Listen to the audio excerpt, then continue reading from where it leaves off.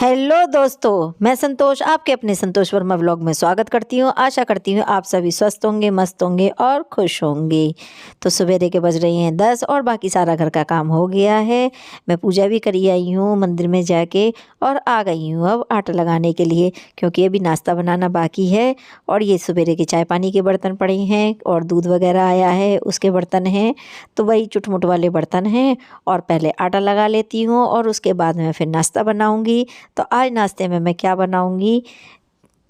नाश्ता मेरा सिंपल सही है, वही पराठे बनाने हैं मुझे, क्योंकि आज है सैटरडे का दिन और सैटरडे वाले दिन मैं कुछ खास बनाती नहीं हूँ, क्योंकि फिर बहुत दिक्कत हो जाती है। देखिए अभी स्कूल की ड्रेस वगैरह धुलनी होती है सैटरडे वाले दिन ही, और भी चुटमुट के बहुत सारे काम होते हैं वो भी सैटरडे को ही करने पड़ते हैं। इसलिए सैटरडे वाला दिन भी सारा दिन बिज़ी बिज़ी का ही रहता है। इस वजह से सैटरडे को कुछ नहीं, सिंपल सा नाश्ता करो और काम चलता बनो। और एक हमारे हिटलर साहब हैं ना, वो तो बस पूछो ही मत।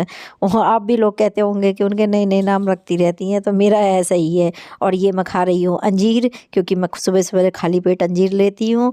और ये मुझे डॉक्टर ने सजेशन दिया था कि तुम अंजीर खाया करो, मतलब एक ड्राई फ्रूट खाया करो रात को भिगो के, जिससे कि वो डाइजेस्ट में भी सही रहे और मतलब पचने में ठीक रहे। और ड्राई फ्रूट तो खाना ही चाहिए, तो इस वजह से, बाकी कुछ नहीं। तो डॉक्टर ने बोला था कि एक ड्राई फ्रूट खाया करो, वो भी पानी में भिगो के, जिससे वो गर्मी भी ना करेगा और ठीक भी रहेगा तुम्हारे लिए। और वैसे भी सभी को खाना चाहिए, तो अगर जो नहीं खाते हों वो भी खाएं। और सर्दियों का दिन है तो अच्छा लगता है कि सर्दियों में तो ड्राई फ्रूट वगैरह खाना। और सर्दियों में तो आलू के पराठे, मेथी के पराठे, मूली के पराठे, गोभी के पराठे, जाने कितने तरह की खाने की चीज़ें हैं। तो बस खाए जाओ और प्रभु के गुण गाए जाओ। तो बस हम भी अपने प्रभु के गुण गा चुके हैं और अब बना रहे हैं वही नमक मिर्च वाले पराठे जीरा डाल के। तो मैं उन वर्मा जी को बना के दे रही हूँ पहले, और वर्मा जी मेरे पास ही खड़े हैं और वो कह रहे हैं कि मुझे जल्दी जल्दी दो, मुझे जाना है और आज इन्हें जाना है कहीं पे। तो बस उसी की तैयारी में वो लग रहे हैं। और ये देखिए, और उन्हें वो वाला पराठा, मेरा लच्छा पराठा बहुत पसंद आया, तो मुझसे कह रहे वो वाला पराठा बनाना जिसे तुम गोल गोल बना देती हो, ऐसा कोन की तरह से, जिसमें आइसक्रीम भरते हैं ऐसी कोन की तरह। तो मैं कह रही हूँ ठीक है। तो बस उनके लिए लच्छा पराठा बना दे रही हूँ। और एक और पराठा बनाऊंगी तिकोना वाला, वो भी लोग आप देखना। और फिर उसके बाद में आप लोग भी बना के अपने बच्चों को और अपने हस्बैंड को खिलाना और देखना, बहुत अच्छा लगता है वो भी पराठा। ये भी पराठा अच्छा लगता है, वो अपनी जगह वो भी अच्छा लगता है। तो आप दोनों पराठे देखिए और बनाइएगा, और मुझे कमेंट करके बताना कि आपको दोनों पराठों में से कौन सा पराठा पसंद आया।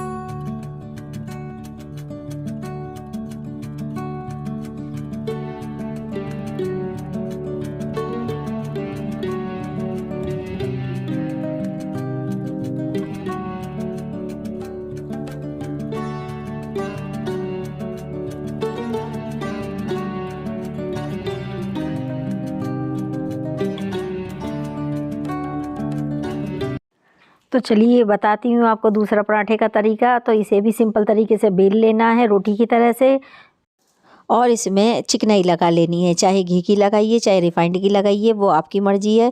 और उस पर डस्ट कर दीजिए, चाहे नमक मिर्च जिसका भी आप खाना चाहते हैं वही चीज़। तो मैंने इसमें नमक मिर्च और थोड़ा सा जीरा, ये तीनों चीज़ डस्ट करिए और हल्का सा डाल दीजिए सूखा आटा, और अच्छी तरह से उसे सबको मिलाते हुए और फिर 4 पीस में इसे काट लेना है। और काटने के बाद में एक के ऊपर एक रख लेना है, बस सिंपल तरीका है। और देखिए चाकू से मैंने काट लिए और एक के ऊपर एक ऐसे करके परत बना के रख दूंगी। अब इसे अच्छी तरह से बेल लेना है, इस तिकोनी तरीके से बेल लेना है। तो यह आपका 4 परत में तिकोना पराठा बन जाएगा और ये भी बहुत अच्छा लगता है खाने में। और इसकी चारों परत में मसाला होता है तो ये तो और भी ज़्यादा टेस्टी लगता है। तो आप एक बार ट्राई करके ज़रूर देखिएगा।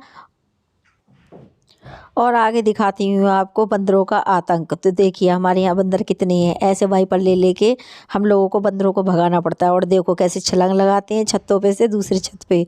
ये हाल होता है यहाँ पे बंदरों का। कोई तो पाइप के नीचे बैठ जाएगा, गैस की पाइप के ऊपर, देखो ये बैठे हुए हैं। तो यहाँ पे यही हाल होता है और गली में निकलना मुश्किल कर देते हैं बंदर। यहाँ पे इतने हैं और तो और घरों में घुस जाते हैं। मेरे तो कितनी बार फ्रिज में से भी सामान निकाल के ले गए, देखो वो उसके घरों में घुसे हुए हैं। तो मैंने तो आगे वो लगवाई है फिर जाली वाली खिड़की, क्योंकि बहुत परेशान हो जाती थी। तो ऐसे घर में घुस जाते थे और फिर सब चीज़ फैला देते थे। तो फिर इसलिए मैंने जाली वाली खिड़की लगवाई है। इन लोगों ने अभी लगवाई नहीं है, तो इनके यहाँ तो बंदर नुकसान करते ही हैं। और देखो ये कपड़े पड़े हैं, इन्हें सबको अगर ना देखोगे ना तो इन्हें कपड़ों को फाड़ जाएंगे, ले जाएंगे। और मेरे भी यशु की पता नहीं कहाँ चली गई है एक जैकेट, पता ही नहीं चल रहा है, या तो फाड़ गए हैं ले गए हैं, कुछ पता नहीं चल रहा है। तो बस आपको दिखा रही हूँ बंदरों का आतंक।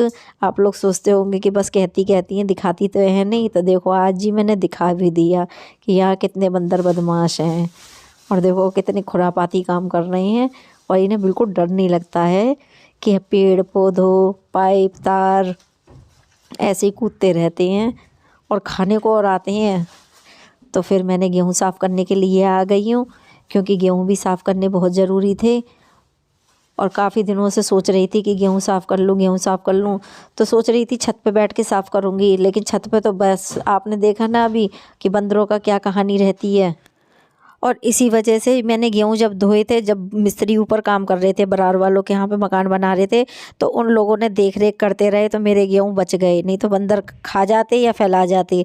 तो इसी वजह से अब नीचे आ गई हूँ। नीचे वाले जो बीच का पोर्शन है जिसमें मैं कपड़े वगैरह सुखाती हूँ, वही जगह है, तो इसी में बैठ के गेहूँ बना ले रही हूँ। और देखिए 2 रोटी खाने के लिए कितनी मेहनत करनी पड़ती है हम लोगों को। सारा दिन लगे रहो, काम काम काम काम, पता नहीं किस बात की हमें ये सज़ा मिली है।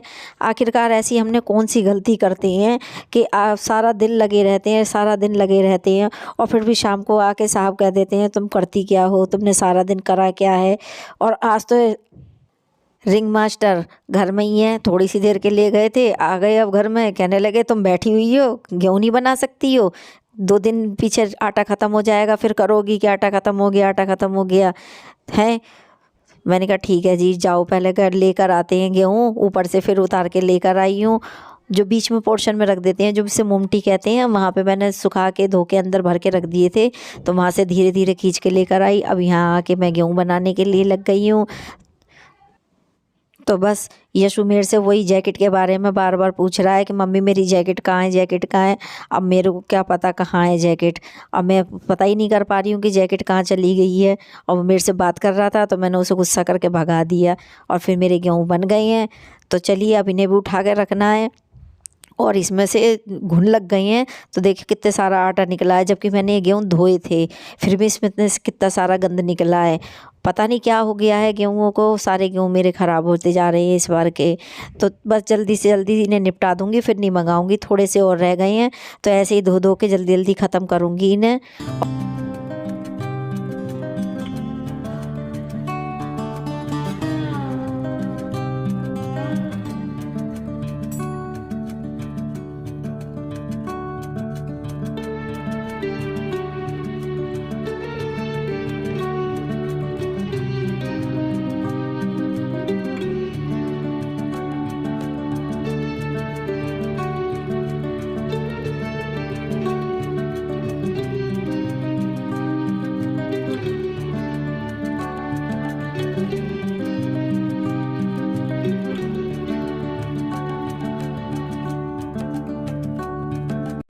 तो आज मेरी कमर ही टूट गई काम करते करते करते करते। ये देखा आपको 5-7 मिनट लग रहे होंगे, लेकिन ये 3.5 घंटे में मेरे गेहूँ बन के हटे थे। 3.5 घंटे तक मैं बैठी बैठी रही और मेरे कमर इतनी दर्द करने लगी थी कि बस पूछो मत। तो मुझे वो बात याद आ रही थी अपनी मम्मी वाली कि खाते 2 रोटी हैं और सारा दिन लगे रहो, फिर भी कुछ मज़ा नहीं आता है। तो बस अपनी मम्मी की बातों को याद करती जा रही हूँ और काम करती जा रही हूँ। और पता ही नहीं चला कि कितने दिन ऐसे निकलते चले जा रहे हैं कि देखो कभी मम्मी इस तरह से बातें करती थी हम लोगों से, लेकिन हम लोग अपनी मम्मी की सहायता कराते थे और हमारे बच्चे नहीं कराते। और वैसे भी लड़कियां तो मदद कराई देती हैं, लड़के नहीं कराते हैं। तो फ्रेंड्स, मेरा व्लॉग पसंद आए तो लाइक करें, शेयर करें और मेरे चैनल को सब्सक्राइब कर लें। और देखिए अब इसके बाद में मुझे खाना भी बनाना है। तो सब्जी तो नहीं बनाई थी मैंने, तो फिर बस मैंने वो मोटे मोटे टमाटर काट के, प्याज बड़ी बड़ी काट के और बस ऐसी ही हल्की सी फ्राई कर दी है और उसमें खूब सारा हरा धनिया डाल दिया है, तो हरी धनिया की सब्जी बन गई है। बस अब रोटियां सेकूंगी और रोटियां बस सबको खिला दूंगी, तो मेरा काम ये निबट जाएगा। और कपड़े आज सूखे नहीं है क्योंकि बंदर तो मैंने आपको दिखाए थे गली में क्या हालत मचा रहे थे। तो ये बस मैंने ड्रायर करके मशीन में यहाँ ऐसे करके डाल दिए हैं। और आज अपने ट्राईपोड को ही मैंने हैंगर बना दिया है कपड़े सुखाने का, तो यहाँ पे हैंगर में डाल डाल कर करके डाल दिए हैं। और ये देखिए पंखा चला देती हूँ तो सूख जाते हैं। और जो ऊपर पहले मैंने सुखा रखे थे उन्हें सबको उतार लाई हूँ, और उतारने के बाद में अब उन्हें तय भी करना है मुझे। तो फ्रेंड्स फिर मिलूंगी अगले व्लॉग में अगले टॉपिक के साथ में, तब तक के लिए बाय बाय।